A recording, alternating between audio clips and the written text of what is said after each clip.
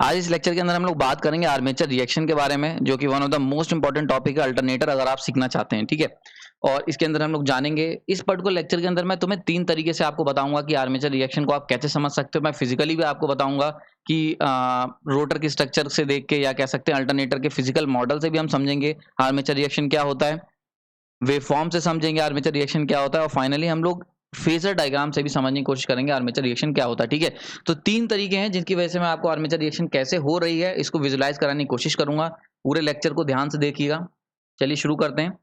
तो अगर सबसे पहले बात करी जाए पुराने लेक्चर्स की, तो हमने क्या करा था, मैंने आपको बताया था कि अल्टरनेटर जो हमने लिया था पुराने लेक्चर में, उसमें मैंने बताया था कुछ इस तरीके से। यहाँ पे हमारे पास रोटर होगा, और यहाँ पे एक आर फेज होगा। This one is your R phase, this one is your Y phase, and this one is your B phase. ये 3 फेज होते हैं। ठीक है, 3 फेज हमने करा था, स्टार कनेक्शन करा था। लोडेड और अनलोडेड हम लोगों ने समझा था। ठीक है, तो अनलोडेड जो केस था वो तो हमने बहुत इजीली ओसीसी कैरेक्टरिस्टिक कर्व बना ली थी। ठीक है, लेकिन लोडेड की अभी भी कर्व हमारे पास नहीं था। और पिछले लेक्चर में मैंने आपको बताया था लोडेड का क्या मतलब होता है। ठीक है, और उसमें किस तरीके के लोड होते हैं, ये सारी चीजें हमने पुराने लेक्चर के अंदर देखी थी। ठीक, अब यहाँ पे आर्मेचर रिएक्शन जो है ये लोड के ऊपर बहुत ज्यादा डिपेंड करता है, इसीलिए इसको समझना बहुत जरूरी है। तो इसको इस लेक्चर में पूरा ध्यान से समझते हैं। तो अगर लोड की बात करी जाए तो इन तीनों पे एक, अगर हम लोडेड जनरेटर की बात करते हैं तो यहाँ पे एक लोड कनेक्ट हो जाएगा, एल कह सकते हैं, कोई भी लोड हो सकता है। ठीक है, ये एल लोड जो है ये क्या होगा, इन तीनों टर्मिनल पे कनेक्ट होगा। अब ये एल लोड जो है इसके पास 3 ऑप्शन है। ये एक रेजिस्टिव लोड हो सकता है, रेजिस्टिव हो सकता है। ठीक है, और उसके अलावा ये क्या हो सकता है, ये आपका इंडक्टिव लोड हो सकता है, इंडक्टिव हो सकता है। ठीक है, एक आपका यही रेजिस्टिव, ये कैपेसिटिव लोड भी हो सकता है। क्लियर, क्लियर हो गया। यहाँ पे रेजिस्टिव हो सकता है, इंडक्टिव हो सकता है, कैपेसिटिव हो सकता है। इन दोनों का मिक्सचर हो सकता है, आरएल, आरएल लोड हो सकता है। इन दोनों का मिक्सचर हो सकता है, आरसी हो सकता है। और हो सकता है इन तीनों का मिक्सचर हो, यानी कि आर एल सी लोड हो। क्लियर हो गया यहाँ पे। तो ये वैरायटी ऑफ लोड्स होते हैं जो कि पॉसिबल हो सकते हैं किसी भी अल्टरनेटर पे लगने के लिए। ठीक है, मैक्सिमम चांसेस, यानी कि अगर बात करी जाए मैक्सिमम, यानी कि mostly, most common load, most common load, ठीक है, तो वो कौन सा होता है, वो आपका लोड होता है आरएल लोड। ठीक है, यानी कि आरएल लोड जो होता है वो दुनिया में सबसे ज्यादा यूज होने वाला लोड होता है। अगर बात करें एल की, तो जिस भी मशीन के अंदर वाइंडिंग होती है, जहां पर भी वाइंडिंग आपको देखने को मिलेगी, यहाँ पे इंडक्टेंस होगा। और वाइंडिंग, क्योंकि खाली वाइंडिंग जो होती है वो वायर से की गई होती है, तो वायर का कुछ रेजिस्टेंस भी होता है, तो इसीलिए आरएल लोड जो है वो दुनिया का सबसे ज्यादा कॉमन लोड होता है।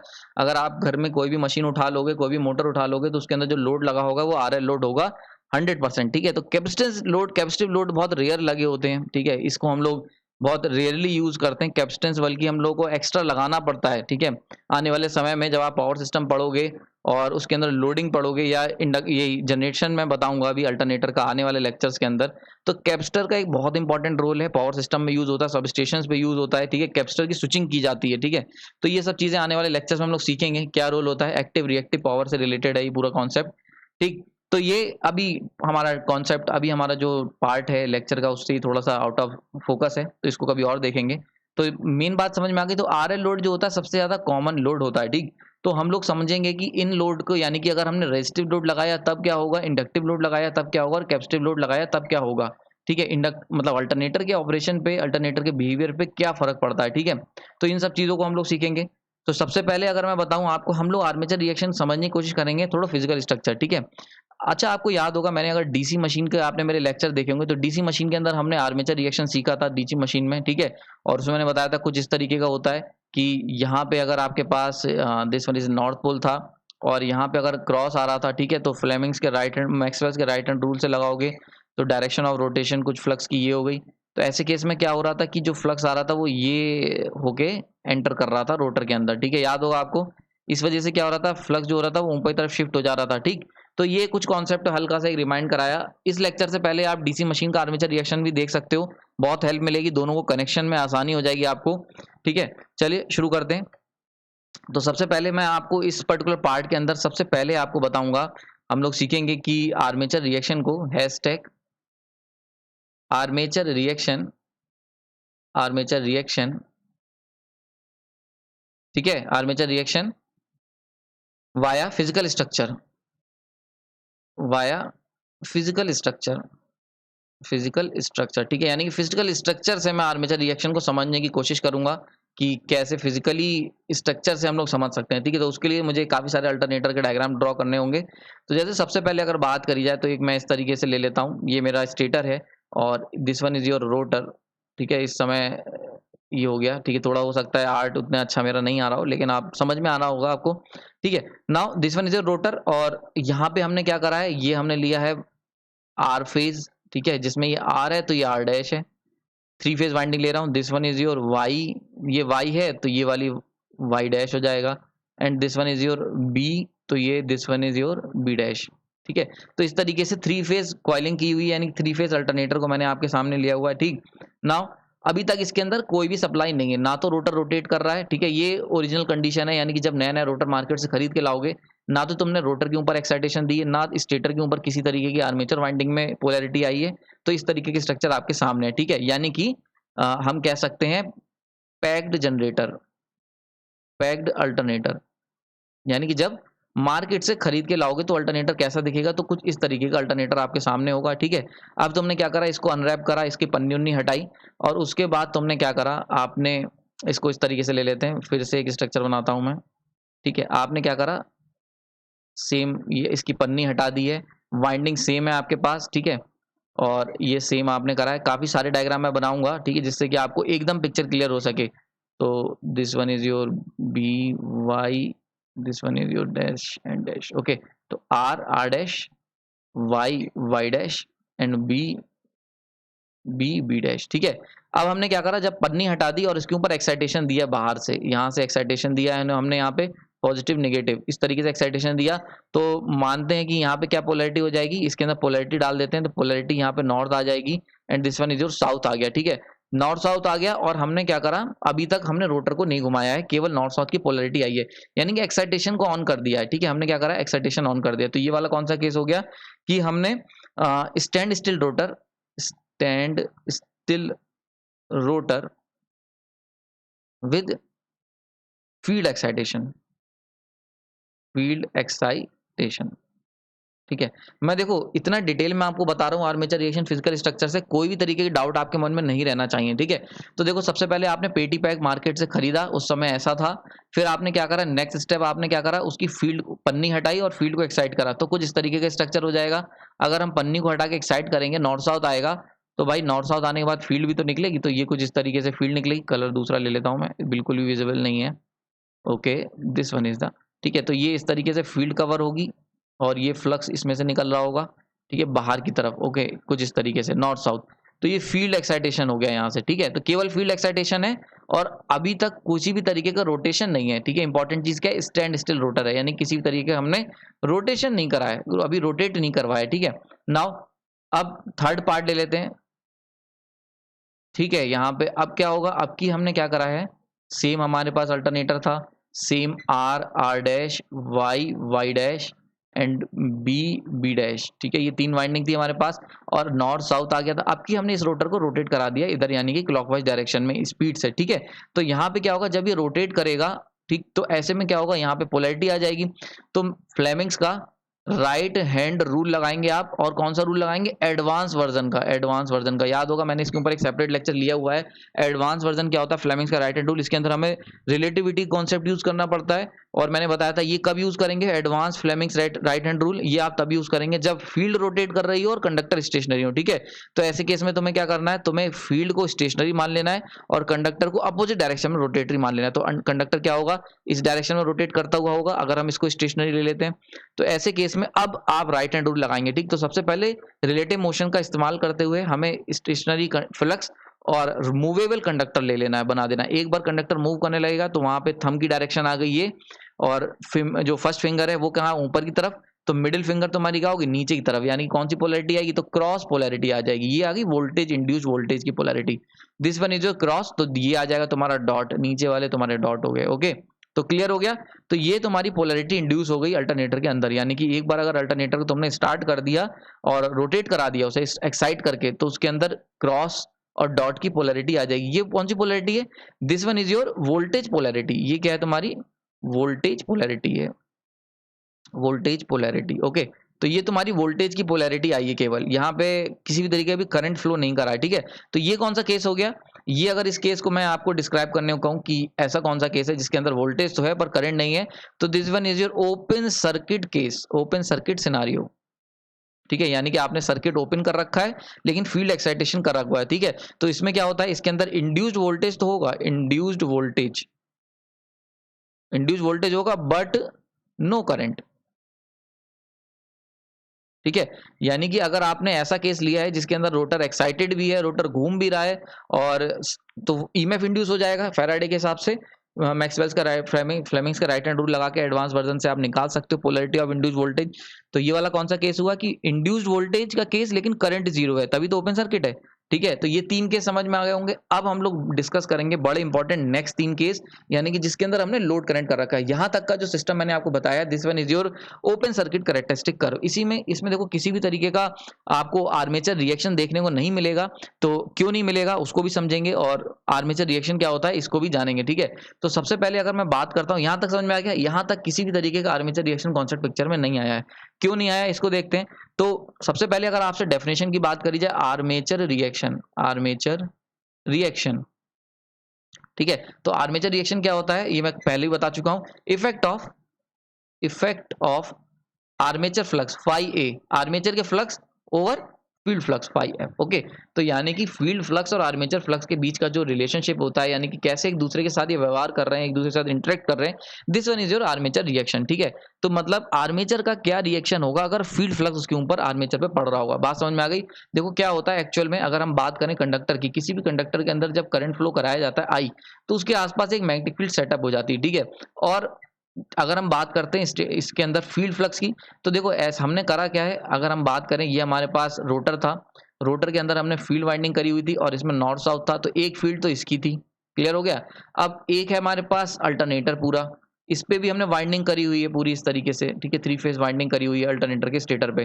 तो अब क्या होगा, जब हम लोग इसको एक्साइट करेंगे तो क्या होगा, ऐसे केस में इस पर्टिकुलर अल्टरनेटर के अंदर जहां पे करंट फ्लो करेगा, जब लोड कनेक्ट कर दोगे, जब इस अल्टरनेटर के अक्रॉस इस तरीके से लोड कनेक्ट कर दोगे, तो क्या होगा, इसके अंदर एक करंट फ्लो करने लगेगा, और जब इसमें करंट फ्लो करेगा तो इसकी वाइंडिंग में करंट फ्लो करेगा इस तरीके से। और हम जानते हैं जब भी किसी वायर के अंदर करंट फ्लो करता है तो उसके अंदर एक फ्लक्स बनता है। ठीक है, तो इसी तरीके से जब इस आर्मेचर वाइंडिंग के अंदर करंट फ्लो करेगा तो इसका भी फ्लक्स बनेगा कुछ इस तरीके से। ओके, बात समझ में आ रही है।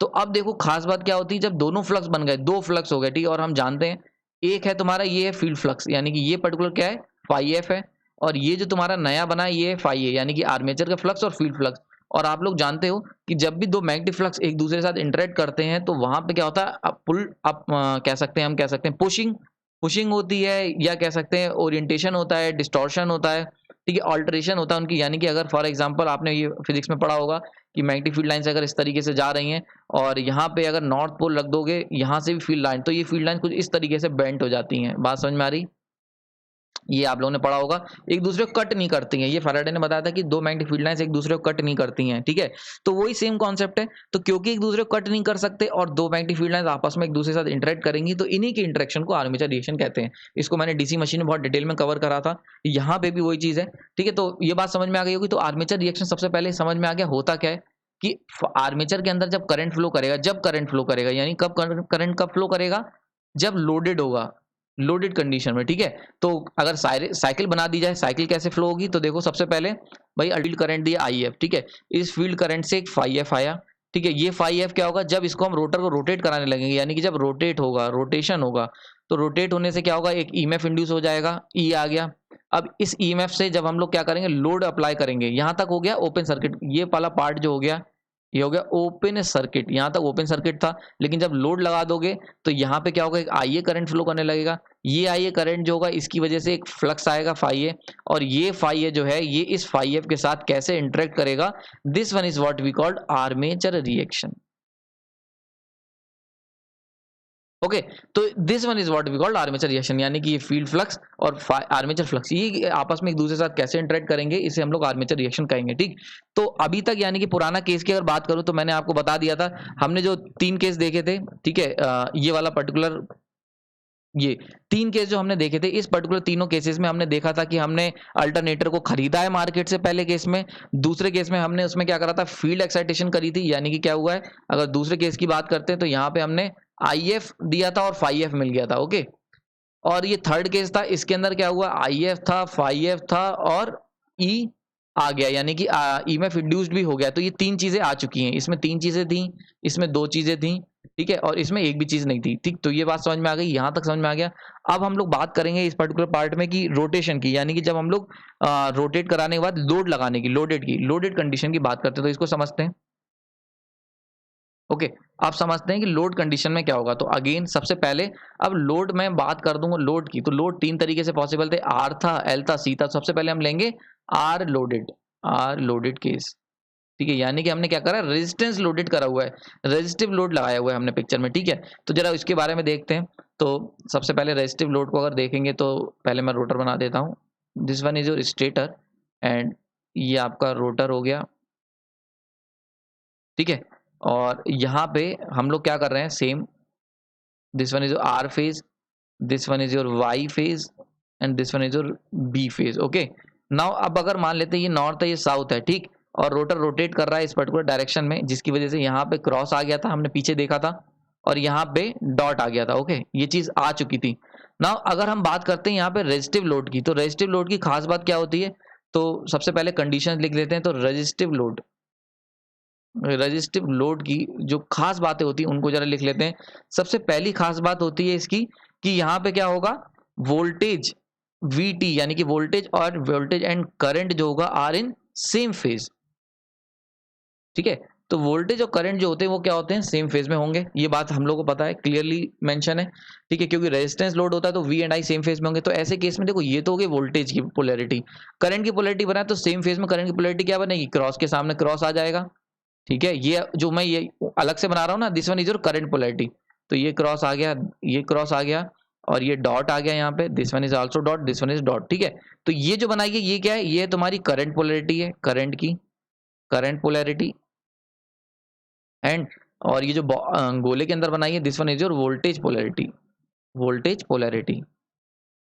ओके, अब मैंने क्या करा है, अल्टरनेटर के ऊपर रेजिस्टिव लोड लगाया। रेजिस्टिव लोड लगाने से क्या होगा कि अल्टरनेटर के, अगर बात करें रेजिस्टिव लोड की, तो अल्टरनेटर से जो आप वो खींचोगे करंट IA और जो वोल्टेज मिलेगा VT, वो क्या होंगे, सेम फेज में होंगे। तो VT और IT क्या होंगे, सेम फेज में होंगे, तो वही मैंने बनाया है, ठीक है। ये चीज समझ में आ गई ना। अब बनाते हैं फ्लक्स की डायरेक्शन, क्लियर यहाँ पे। अब जरा देखते हैं फ्लक्स कैसा बनेगा। तो सबसे पहले अगर रोटर की बात करी जाए, इस रोटर का फ्लक्स कैसे होगा, तो रोटर का फ्लक्स में से नॉर्थ का फ्लक्स बाहर आ रहा है, ठीक है, और साउथ से एंटर कर रहा है। बहुत ध्यान से देखना डायग्राम को, नॉर्थ का फ्लक्स बाहर आ रहा है, साउथ से एंटर कर रहा है। नाउ अब हम बनाते हैं आर्मेचर का फ्लक्स। ओके, आर्मेचर का फ्लक्स अगर आपको बनाना है तो उसके लिए सबसे सिंपल तरीका है, आपको क्या करना होगा, मैक्सवेल्स का राइट हैंड रूल यूज करना है। और राइट हैंड रूल के हिसाब से अगर बनाए तो क्रॉस के हिसाब से अगर फील्ड तुम बनाओगे राइट हैंड रूल लगा के, तो वो क्या होती है, क्लॉकवाइज डायरेक्शन में होती है, कुछ इस तरीके से, ठीक है। ओके, और जब ये सारे के सारे इतना पूरा एरिया क्लॉकवाइज क्रॉस में ही है, तो ये सारों की फील्ड जो होगी वो आपस में मिल के बनेगी, और this one is your, this time इस तरीके से बनेगी, और ये क्या होगी, क्लॉकवाइज। ओके, ऐसी साउथ का अगर बनाओगे तुम डॉट का, तो डॉट की क्या होगी, डॉट की एंटी क्लॉकवाइज होगी। जब क्रॉस की क्लॉकवाइज है तो डॉट की एंटी क्लॉकवाइज। तो ये डॉट सारे आपस में मिलके जो नेट फ्लक्स बनाएंगे वो कुछ इस तरीके से बनाएंगे, एंटी क्लॉकवाइज, ठीक है। बात समझ में आ गई। तो this one is your north, ऊपर की तरफ जो निकलने वाला फ्लक्स है ये है तुम्हारा। अगर मैं बात कर लेता हूं यहाँ पे, तो इसको, ये वाला जो पर्टिकुलर फ्लक्स है ये क्या है, आर्मेचर फ्लक्स है, armature flux. Okay, phi a, clear. और जो तुमने अभी ग्रीन कलर से बनाया था उसको मेंशन कर देते हैं, and this one is your phi f, field flux, ठीक है। तो बात समझ में आ गई। तो this one is your field flux, and जो ये आया है तुम्हारा ब्लू कलर से, this one is your armature flux. Now आप देखो, बहुत ध्यान से देखने वाली बात है कि दोनों फ्लक्स क्या है कर रहे हैं। अब देखो, ये अगर पर्टिकुलर फ्लक्स की बात करी जाए तो इसकी पोलैरिटी कुछ इस तरीके से निकल के आई, फाई ए, और नॉर्थ की जो पोलैरिटी वो कुछ नेट फ्लक्स की डायरेक्शन निकल के आ रही है, वो फाई ए। तो ऐसे केस में देखो, फाई ए और फाई एफ, सॉरी, तो देखो फील्ड फ्लक्स और आर्मेचर फ्लक्स एक दूसरे से क्या है, एक दूसरे को क्रॉस कर रहे हैं, ठीक है। तो क्रॉस इफेक्ट शो करेंगे यहाँ पे, यानी कि देखो एक दूसरे को क्या कर रहे हैं यहाँ पे, अगर बात की जाए तो this one is your phi f and this one is your phi a, clear हो रहा है यहाँ पे। तो देखो ये क्या है, एक दूसरे के साथ क्वाड्रेचर में, यानी कि क्रॉस इफेक्ट शो करेंगे। बात समझ में आ रही। तो जब भी फ्लक्स क्रॉस में होते हैं, जैसा कि आपने देखा था डीसी मशीन के अंदर सेम केस था, याद करो। तो डीसी मशीन के अंदर क्योंकि सेम फिक्स था, इसलिए वहां पर भी तुम्हें याद होगा cross magnetisation effect, cross magnetisation effect, effect. Okay, ये मैंने क्रॉस में ही बताया था क्योंकि ऑब्वियस सी बात है डीसी मशीन के अंदर रेजिस्टिव लोड ही केवल पिक्चर में होता है, उसके अंदर कोई और लोड तुम नहीं लगा सकते क्योंकि इंडक्टर लगाओगे तो वो शॉर्ट हो जाएगा, कैपेसिटर लगाओगे तो ओपन हो जाएगा। तो इसलिए डीसी मशीन के अंदर केवल रेजिस्टिव लोड ही होते हैं, तो इसीलिए वहां पे क्रॉस मैग्नेटाइजेशन ही इफेक्ट था। याद होगा आपको, मैंने बताया था डीमैग्नेटाइजेशन इफेक्ट तब हो रहा था जब कोर सैचुरेट हो जा रही थी, अगर कोर सैचुरेट नहीं होगी तो डीमैग्नेटाइजेशन इफेक्ट नहीं हो रहा था। ठीक है, तो बिल्कुल वैसे ही यहाँ पे अगर आप अगर आप क्या करोगे, अगर आप रेजिस्टिव लोड लगाया हुआ है आपने, तो ऐसे केस में क्या होगा, क्रॉस मैग्नेटाइजेशन इफेक्ट आपको देखने को मिलेगा। क्लियर हो गया यहाँ पे, क्योंकि देखो मैंने आपके सामने बना दिया, पोलैरिटी से कोई भी तरीके कंफ्यूजन आपके पास अब नहीं होना चाहिए। ओके, तो this one is your cross magnetisation effect. यहाँ तक समझ में आ गया। क्रॉस मैग्नेटाइजेशन इफेक्ट के आपने पुराने पिक्चर में याद होगा डीसी मशीन से जो हमने बात सीखी थी कि क्रॉस मैग्नेटाइजेशन के इफेक्ट के अंदर क्या होता है, केवल शिफ्टिंग होती है, only shifting of field flux. ठीक है, तो आपको याद होगा मैंने बताया था पुराने डीसी मशीन के अंदर जब आर्मेचर रिएक्शन में डिस्कस करी थी, जब भी क्रॉस का इफेक्ट होगा तो वहां पे केवल शिफ्टिंग होगी। शिफ्टिंग कैसे भाई, देखो फाई ए इधर है, फाई एफ इधर है, तो नेट रिजल्टेंट इनका क्या होगा, ये हो जाएगा। बात समझ में आ रही है भाई, दो फ्लक्स हैं तो नेट रिजल्टेंट क्या होगा, फ्लक्स कुछ इस तरीके से हो जाएगा, यानी कि जो फील्ड फ्लक्स डायरेक्ट एंटर कर रहा था वो अब एक सर्टेन एंगल पे एंटर करेगा रोटर के अंदर। जैसे आपको याद होगा डीसी मशीन में हमने सीखा था, जब रोटर यहाँ था तो कुछ इस तरीके से एंटर कर रहा था, तो ये जो कौन से, ये जो पोलैरिटी, ये जो फ्लक्स की शिफ्टिंग हुई थी इधर ऊपर और इधर नीचे, this one is due to the cross magnetisation effect. ठीक है, तो अभी इसको मैं आगे लास्ट में कंक्लूड जब करूंगा तो वहां पे इसके बहुत इंपॉर्टेंट पॉइंट्स बताऊंगा। अभी तक के लिए इतना समझो कि क्रॉस मैग्नेटाइजेशन इफेक्ट होगा रेजिस्टिव लोड में। कैसे होगा तुम्हारे सामने है, आपको भी कर सकते हो, कुछ भी रटने की जरूरत नहीं है, केवल आपको क्या करना है, रूल्स लगाते जाना है और आपको रिजल्ट सामने आ जाएगा। ठीक है, आगे चलते हैं नेक्स्ट इंपॉर्टेंट केस। अब देखो इस पर्टिकुलर केस के अंदर हम लोग बात करेंगे यहाँ पे, कलर चेंज कर लेता हूं, इंडक्टिव लोड की। ठीक है, इंडक्टिव लोड, इंडक्टिव लोड। ठीक है, यानी कि प्योरली इंडक्टिव लोड की बात कर रहा हूं यहाँ पे, प्योरली इंडक्टिव लोड। अच्छा, प्योरली इंडक्टिव लोड जो है इसके केस के बाद में बात कर लें, तो pure inductive load, pure inductive load. ठीक है, प्योर इंडक्टिव लोड को हम लोग और क्या कहते हैं, इसका एक बड़ा इंपॉर्टेंट नाम होता है, इसे हम लोग कहते हैं जीरो पावर फैक्टर लैगिंग। बहुत इंपॉर्टेंट वर्ड है ये, आपने बुक्स में देखा होगा, कभी कभी समझ में नहीं आता होगा कि इसका क्या मतलब होता है। तो तुम्हें याद होगा कि प्योरली इंडक्टिव लोड का क्या मतलब होता है कि V और I इनके बीच में क्या होगा, 90 डिग्री का फेज डिफरेंस होगा। 90 डिग्री का फेज डिफरेंस होता है, फेज डिफरेंस 90 डिग्री। और ये कैसे होता है, तो ऐसे होता है कि I जो होता है वो लैग करता है V को बाई 90 डिग्री। क्लियर, समझ में आ गया। तो अगर आई वी को लैग कर रहा है 90 डिग्री, तो अगर इसका पावर फैक्टर निकालोगे तो पावर फैक्टर कितना आएगा, पावर फैक्टर आ जाएगा cos 90, और cos 90 की वैल्यू कितनी होती है, जीरो होती है, इसीलिए इसका वर्ड है जीरो पावर फैक्टर लैगिंग। बहुत इंपॉर्टेंट है, इसमें बहुत लोग कंफ्यूजन होता है, कई लोग मुझसे क्वेश्चन पूछते हैं कि जीरो पावर फैक्टर लैगिंग का क्या मतलब है। ठीक है, तो देखो एक्चुअल में जीरो पावर फैक्टर लैगिंग ये बता रहा है कि प्योरली इंडक्टिव लोड है। अगर कहीं पे लिखा हुआ है लैगिंग पावर फैक्टर लोड, तो वो प्योरली इंडक्टिव लोड नहीं है। बात समझ में आ रही है। तो जीरो लगाने का मतलब क्या हुआ, अगर आपने जीरो लगा दिया तो जीरो का क्या मतलब हो गया, प्योर इंडक्टिव लोड है, यानी किसी भी तरीके के इसके अंदर आर और सी एलिमेंट यूज नहीं हुए हैं, प्योरली इंडक्टिव लोड है आपका। क्लियर हो गया यहाँ पे, तो इसमें कंफ्यूजन नहीं होना चाहिए। तो जीरो पावर फैक्टर लैगिंग का समझ में आ गया होगा, मतलब सिग्निफिकेंस क्या है। ठीक है, क्योंकि वी और आई 90 डिग्री में होंगे, आउट ऑफ फेज होंगे in inductive, purely inductive load. Clear. Now अब जरा देखते हैं इसका क्या असर पड़ेगा। तो सेम हमारे पास ये हो गया, स्टेटर हो गया, और ये हमने रोटर बना दिया। ठीक है, same R phase, Y phase and B phase. Okay, ये हो गया। अब देखो वही सेम आया था, वोल्टेज पोलैरिटी तो सेम रहेगी, वोल्टेज तो आपका फ्लक्स कटिंग एक्शन पर डिपेंड करता है, और यहाँ डॉट आ जाएगा, this one is your dot. Okay, ना अब बात करते हैं करंट की। तो करंट की पोलैरिटी बना लेते हैं जल्दी से। तो देखो 90 डिग्री का फेज डिफरेंस का क्या मतलब हुआ कि करंट 90 डिग्री के डिफरेंस से चल रहा है, यानी कि 90 डिग्री पीछे चल रहा है। ओके, बात समझ में आ रही है। तो अगर हम बात करें यहाँ तक की, तो अगर हम इस तरीके से ले लें, this one is your Q axis and this one is your D axis. Okay, ये हम बता चुका हूं मैं आपको ऑलरेडी। तो डी एंड क्यू। ना अगर 90 डिग्री की बात करें, क्योंकि क्या है, ये टू पोल मशीन है, two pole machine. Two pole machine की अगर बात करते हैं तो इसके अंदर क्या होगा, 90 डिग्री मैकेनिकल इक्वल होता है 90 डिग्री के इलेक्ट्रिकल के बराबर होता है। ये बात समझ में आती है। ऑलरेडी आप चाहे देख सकते हो, थीटा मैकेनिकल और थीटा इलेक्ट्रिकल क्या होंगे, टू पोल मशीन में बराबर होंगे, क्योंकि P/2 होता है और 2/2 कैंसिल हो जाएगा। क्लियर हो गया। तो दो पोल मशीन लिए मैंने, तो दो पोल मशीन की खास बात क्या होती है कि इसके अंदर दोनों एंगल बराबर होंगे। तो 90 डिग्री डिफरेंस का क्या मतलब हुआ कि 90 डिग्री का लैग करने का मतलब क्या हुआ कि ये जो पर्टिकुलर एरिया है, इस पर्टिकुलर एरिया में करंट जो होगा क्रॉस की जगह रिवर्स पोलैरिटी का होगा, यानी कि इस पर्टिकुलर केस में करंट जो होगा वो पीछे चल रहा होगा, यानी पोलैरिटी उसकी डिफरेंट होगी। क्लियर, समझ में आ गया? तो 90 डिग्री लैग का क्या मतलब हुआ, इसका मतलब समझ लो। तो 90 डिग्री लैग, ठीक है, 90 लैग का मतलब हुआ कि करंट जो होगा, करंट वो क्या होगा, क्वाड्रेचर बैक चल रहा है, क्वाड्रेचर अपोजिट डायरेक्शन में चल रहा होगा, क्वाड्रेचर अपोजिट है। बात समझ में आ गई? इसका क्या मतलब हुआ कि इस पर्टिकुलर 90 डिग्री के अंदर जो ईएमएफ इंड्यूस होगा और जो करंट फ्लो करेगा वो दोनों की पोलैरिटी क्या होगी, रिवर्स होगी, क्योंकि करंट अभी पहुंचा ही नहीं है यहाँ पे। ठीक है, बात समझ में आ गई? तो करंट 90 डिग्री पीछे ले जाओ। अगर पिछले केस की अगर बात करते हैं, देखो ये इस पर्टिकुलर केस की बात करें तो इस केस में देखो जिस डायरेक्शन की पोलैरिटी का ईएमएफ इंड्यूस था उसी पोलैरिटी का करंट था। ठीक है, लेकिन 90 डिग्री का मतलब क्या हुआ, यहां से पोलैरिटी शिफ्ट होकर इधर आ जाएगी। 90 डिग्री पीछे शिफ्ट कर दो सारी पोलैरिटीज को। क्लियर हो गया यहाँ पे? तो 90 डिग्री सबको शिफ्ट कर देते हैं। ठीक है, तो 90 डिग्री सबकी पोलैरिटी शिफ्ट कर दो। तो अब क्या होगी पोलैरिटी, यानी कि इसकी जो पोलैरिटी तो यहाँ पहुंच जाएगी क्रॉस, इसकी पोलैरिटी यहाँ पहुंच जाएगी क्रॉस, इसकी पोलैरिटी यहाँ पहुंच जाएगी क्रॉस, इसकी पोलैरिटी यहाँ आ जाएगी डॉट, इसकी पोलैरिटी यहाँ आ जाएगी और इसकी पोलैरिटी यहाँ आ जाएगी। 90 डिग्री की शिफ्टिंग आ गई। तो 90 डिग्री पीछे क्यों शिफ्ट हो गया, बात समझ में आ गई होगी। क्यों? क्योंकि आपने क्या ले रहे हो, आप इंडक्टिव लोड ले रहे हो। तो इंडक्टिव लोड में क्योंकि करंट 90 डिग्री शिफ्ट पीछे रह जाता है, तो इसीलिए करंट की पोलैरिटी भी तो 90 डिग्री पीछे रह जाएगी। तो करंट की पोलैरिटी शिफ्ट कर दी हमने 90 डिग्री। तो इस तरीके से यहाँ पे डॉट और क्रॉस का केस आ जाएगा। बात समझ में आ गई? यहाँ पे सिंपली क्लियर हो गया यहाँ पे। नाउ अब अगर हम लोग यहाँ पे पोलैरिटी बनाते हैं, सबसे पहले हम लोग बनाते हैं सेम फील्ड फ्लक्स। तो this one is your north and this one is your south. तो यहाँ से पोलैरिटी बाहर निकल रही है, ये हो गया, और यहाँ पे एंटर कर रही है। क्लियर?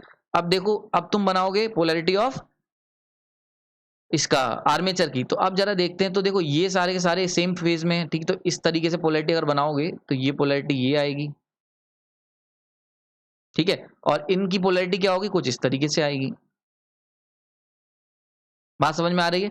ठीक है, देखो अब ये वाले कंडक्टर्स मैंने क्या करें, लगभग लगभग इनको इसमें इंक्लूड करा है। ठीक है, थोड़ा सा शिफ्टिंग अगर आगे पीछे करोगे तो एग्जैक्ट क्लियर आ जाएगा। तो लगभग ये पिक्चर आएगी, इस तरीके की पिक्चर आपके सामने आ जाएगी। नाउ अगर इस पिक्चर आएगी तो अब देखो क्रॉस पोलैरिटी अगर लगाओगे तो क्रॉस पोलैरिटी में करंट क्लॉकवाइज डायरेक्शन फ्लो करता है और इसमें एंटी क्लॉकवाइज फ्लो करता है। तो जरा ध्यान से देखो, अब की जो फ्लक्स है वो क्या हो रहा है, एंटर कर रहा है नॉर्थ पोल में और यहां से निकल रहा है। यानी कि अगर मैं इस पर्टिकुलर पार्ट की इसको विजुलाइज करवाऊं आपको, तो जरा ध्यान से देखो हो क्या रहा है। ठीक है, तो ये नॉर्थ है, नॉर्थ का फ्लक्स बाहर निकल रहा है ऐसे। क्लियर हो रहा है? और जो आर्मेचर फ्लक्स है ये हो गया फील्ड फ्लक्स, और आर्मेचर फ्लक्स जो है वो क्या हो रहा है, एंटर कर रहा है।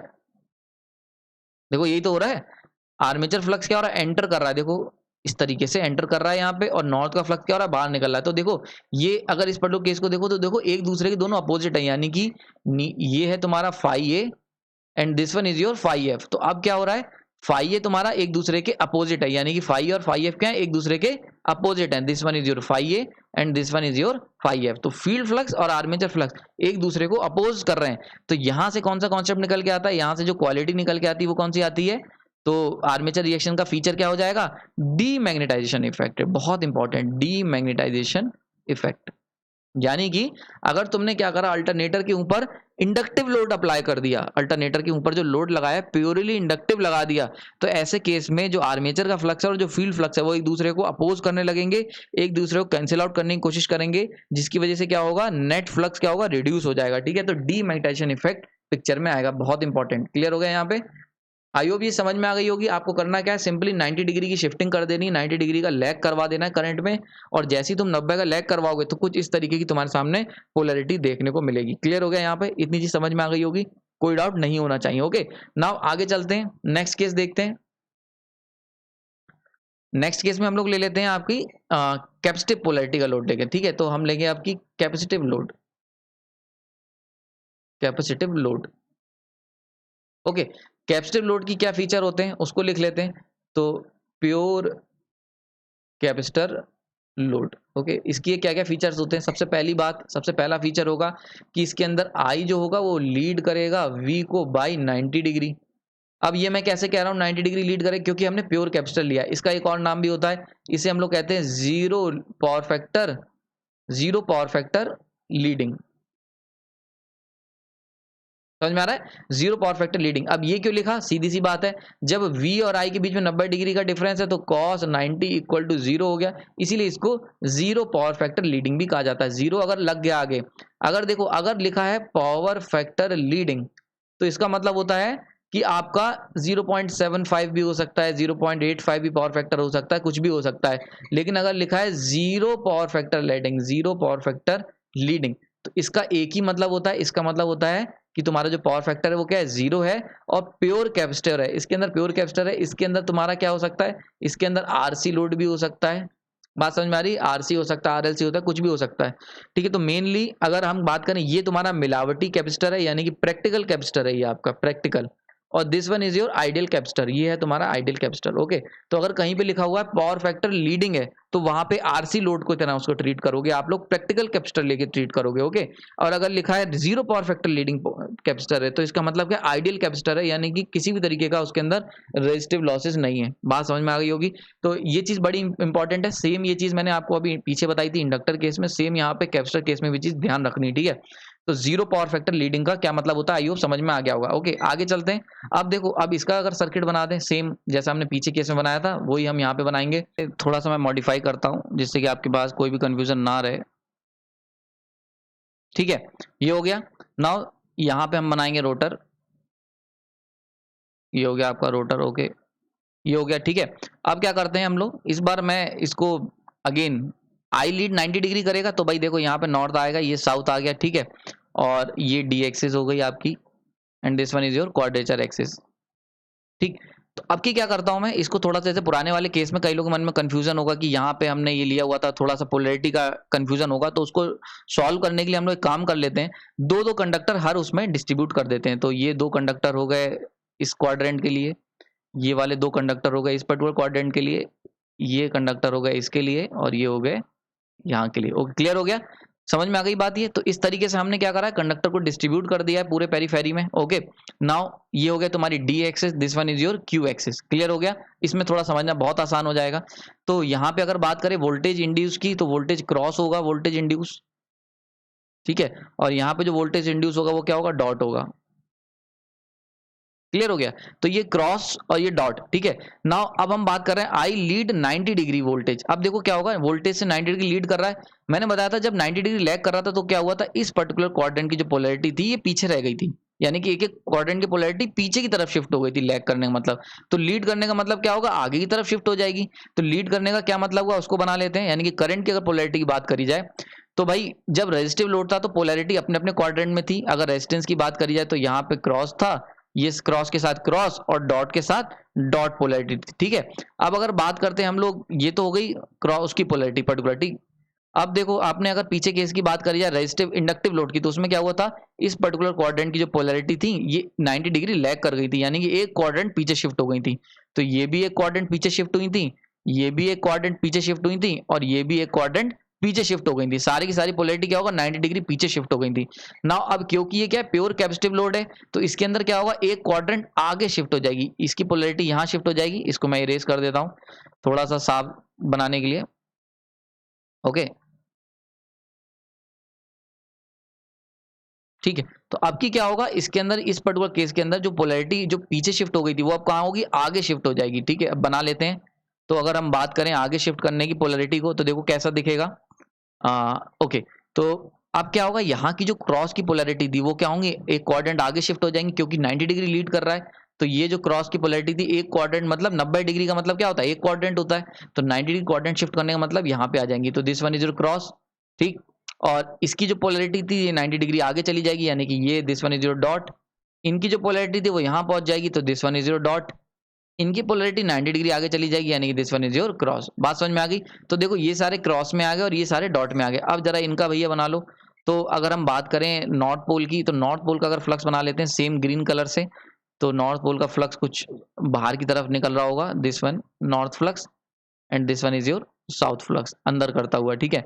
लेकिन अगर हम इनकी पोलैरिटी बनाए, कलर चेंज कर लेते हैं, तो जरा इसको देखो, तो इन सब की पोलैरिटी एक दूसरे के साथ मिक्स करके अगर बनाएंगे, नेट पोलैरिटी जो निकलेगी कुछ ये बनेगा, ऐसी इसकी निकलेगी नेट पोलैरिटी, ठीक है। अब देखो, क्योंकि मैंने क्या करा, इन सारे कंडक्टर को क्लब कर दिया, एक तरीके से कह सकते हैं ज्वाइन करके पोलैरिटी फ्लक्स बनाया है। तो ये सारे कंडक्टर जब मिलके फ्लक्स बनाएंगे तो भाई हम जानते हैं क्रॉस का मैक्सवेल्स राइट हैंड रूल से क्या होता है, क्लॉकवाइज डायरेक्शन में घूमते हैं। तो this one is your clockwise, ये हो गया, and this one is your anti clockwise. तो भाई एंटी क्लॉकवाइज तो सॉरी इस तरीके से होगा anti clockwise, this one is your anti clockwise polarity. Now अब बहुत ध्यान से देखो, अगर हम इस पर्टिकुलर केस को हाईलाइट करें तो नॉर्थ पोल देखो जरा, ये तुम्हारा नॉर्थ पोल है, सॉरी थोड़ा सा इसका एंगल बिगड़ गया है, लेकिन आई होप समझ में आ रहा होगा। This one is your north pole, तो नॉर्थ का फ्लक्स तो निकल रहा है बाहर, ठीक है। और अगर हम बात करें आर्मेचर फ्लक्स की, आर्मेचर फ्लक्स कैसे आ रहा है, तो आर्मेचर फ्लक्स आ रहा है तुम्हारा इस तरीके से, वो भी बाहर की तरफ निकल रहा है भैया, देखो ये देखो आर्मेचर फ्लक्स भी तुम्हारा बाहर निकल रहा है, ठीक है, और नॉर्थ का फ्लक्स भी बाहर निकल रहा है। समझ में आ रहा है? तो दोनों फ्लक्स क्या है, सपोर्टिव है। देखो यहाँ पे ये फ्लक्स यानी कि आर्मेचर, ये क्या है, this one is your phi है, आर्मेचर फ्लक्स है, और ये जो लाइनें मैंने बनाई है this one is your field flux phi है। तो देखो इस पर्टिकुलर केस में यानी कि अगर आप कैपेसिटिव लोड लेते हो इंडक्टर के अल्टरनेटर के ऊपर अप्लाई करते हो प्योर कैपेसिटिव लोड, तो उस केस में जो आर्मेचर फ्लक्स है और जो फील्ड फ्लक्स है वो एक दूसरे के सपोर्ट में है, और जब एक दूसरे के सपोर्ट में है यानी क्या हुआ, फाई एफ भी ऊपर की तरफ है, फाई एफ की डायरेक्शन भी देखो ऊपर है, और फाई ए की डायरेक्शन भी ऊपर है। तो ऐसे केस में क्या होंगे, दोनों के दोनों क्या है, सपोर्टिव है। तो this concept is known as magnetisation, magnetisation, okay, magnetisation. और ये कॉन्सेप्ट जो है ये अलग करता है एक डीसी मशीन को और एसी मशीन को बहुत हद तक, ठीक है, क्योंकि आपको याद होगा डीसी मशीन में तुमने दो कॉन्सेप्ट पढ़े थे, एक आपने पढ़ा था क्रॉस मैग्नेटाइजेशन आर्मेचर इफेक्ट, और एक पढ़ा था डी मैग्नेटाइजेशन इफेक्ट, जो कि सैचुरेशन की वजह से था, ना कि इंडक्टिव लोड की वजह से in case of DC machine. लेकिन डीसी मशीन में कोई भी ऐसा केस नहीं था जहां पे मैग्नेटाइजेशन हो रहा हो, यानी कि आर्मेचर फ्लक्स और फील्ड फ्लक्स सपोर्ट में हो। लेकिन अल्टरनेटर के अंदर जो खास बात होती है, अल्टरनेटर के अंदर तुमने कैपेसिटिव लोड अगर अप्लाई कर दिया तो वहां पे मैग्नेटाइजेशन की एक स्पेशल अथॉरिटी, एक स्पेशल फैसिलिटी है जो मैग्नेटाइजेशन कर्व के रूप में आपके सामने आती है, मैग्नेटाइजेशन हेल्प के रूप में आपके सामने आएगी। तो जो मैग्नेटाइजेशन जो है ये एक एक्स्ट्रा प्रॉपर्टी हो जाती है। तो magnetising effect is the one of the unique property of alternator. अगर पूछा जाए कि आपके पास अल्टरनेटर और डीसी मशीन है और तुम्हें उनके बीच में डिफरेंशिएशन करना है with the help of armature reaction, तो एक ऐसा इफेक्ट बताओ जिससे तुम अलग कर सकते हो, तो मैग्नेटाइजेशन इज दैट इफेक्ट। तो मैग्नेटाइजेशन वो इफेक्ट है जिसकी मदद से, यानी कि अगर आप कहते हो कि अगर मैग्नेटाइजेशन का इफेक्ट किसी मशीन में हो रहा है तो this machine is 100% alternator, not DC machine. तो armature reaction of DC and armature reaction of alternator, इनके बीच में जो एक बड़ा डिफरेंस है वो है मैग्नेटाइजेशन की प्रॉपर्टी। आई होप ये समझ में आ गई होगी। तो ये चीज क्लियर हो गई होगी, यहाँ पे कोई डाउट नहीं होना चाहिए। सबसे इंपॉर्टेंट चीज है, अगर आपको फिजिकल इंटरप्रिटेशन समझना है आर्मेचर रिएक्शन का, तो जो इसका की कॉन्सेप्ट है वो ये है कि 90 डिग्री यानी क्वाड्रेचर की पोलैरिटी शिफ्ट ये समझ में आनी चाहिए आपको, ठीक है। क्वाड्रेचर में पोलैरिटी शिफ्ट होना आपको समझ में आना चाहिए। मैंने अभी कई बार आपको बताया इंडक्टर में क्या होगा, एक क्वाड्रेंट पीछे रह जाएगी पोलैरिटी, क्योंकि लैग करता है करंट। तो एक क्वाड्रेंट यानी कि ये सारी की सारी पोलैरिटी एक क्वाड्रेंट पीछे रह जाएगी, ठीक है। जबकि अगर कैपेसिटर की बात करेंगे तो उसके अंदर एक क्वाड्रेंट आगे, यानी कि ये पोलैरिटी आगे शिफ्ट हो जाएगी, ये पोलैरिटी आगे शिफ्ट हो जाएगी, ये पोलैरिटी आगे शिफ्ट हो जाएगी, ये पोलैरिटी आगे शिफ्ट हो जाएगी, इस तरीके से, ठीक है। तो ये खास बात होती है आपके कैपेसिटिव लोड की। क्लियर हो गया यहाँ पे। तो ये एक तरीका मैंने आपको बताया अभी तक। फिजिकल इंटरप्रिटेशन लेक्चर ऑलरेडी लंबा हो चुका है, तो इसके जो बचे हुए दो पार्ट हैं उसको मैं नेक्स्ट लेक्चर में कवर करूंगा। तब तक के लिए इसको समझें, अगर कोई डाउट है तो कमेंट सेक्शन बताएं। आने वाले अगला लेक्चर जो होगा उसके अंदर आर्मेचर रिएक्शन को हम लोग सीखेंगे through wave form and phasor diagram, ठीक है। तब तक के लिए धन्यवाद।